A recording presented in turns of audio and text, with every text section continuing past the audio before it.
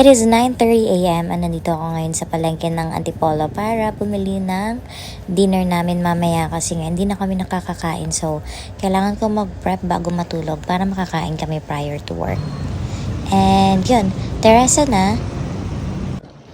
Pauwi, medyo mahaba yung biyahe kasi traffic, lalong-lalo na back to school na at medyo maulan pa. So, yun, medyo minsan umaabot ako ng 2 oras sa biyahe ko, dahan-dahan lang talaga. So, bago ako dumiretso ng bahay, nagpabomba muna ako ng mga 5 minutes sa aking Honda Beat version 3, fully paid. Yes! Fully paid na din siya at last. So, in advance payment ko na siya kasi na-stress ako sa kakasingil. So, yun, wala na siyang hugas-hugas kaya nag-pressure washer ako for 5 minutes lang naman kasi sobrang dumi-dumi na siya. Parang hindi motor ng babae.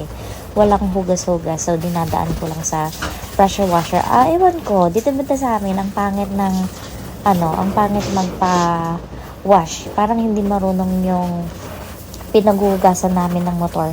So, yun, mag-off-in na lang ako dito sa pressure washer and then, once in a blue moon, nahuhugasan ko siya ng kami lang sa bahay kasi may nabili naman kaming pressure washer.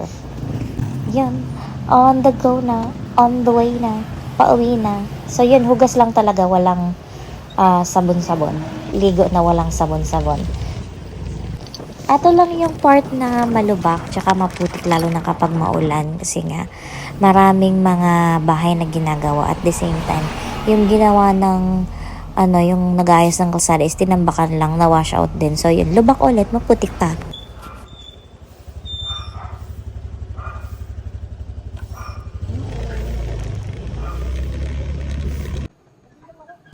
Pagdating ng bahay, since medyo okay naman yung panahon, hindi masyadong mainit, medyo gloomy, and yun, hindi mainit masyado yung kalsada.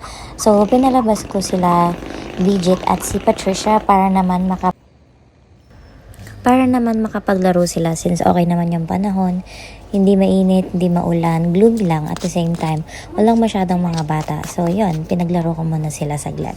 Which is tawang-tawa naman sila, which we always did bago kami nagkaroon ng kapitbahay. Nagpe-play fetch kami lagi sa kanila. Ayun, so na-miss nila at the same time hindi na sila pasaway pagka sinabi kong inside, pasok na agad sila. Shoutout nga pala kay Jikoski Paris at Changzen. Thank you so much for following. Bye!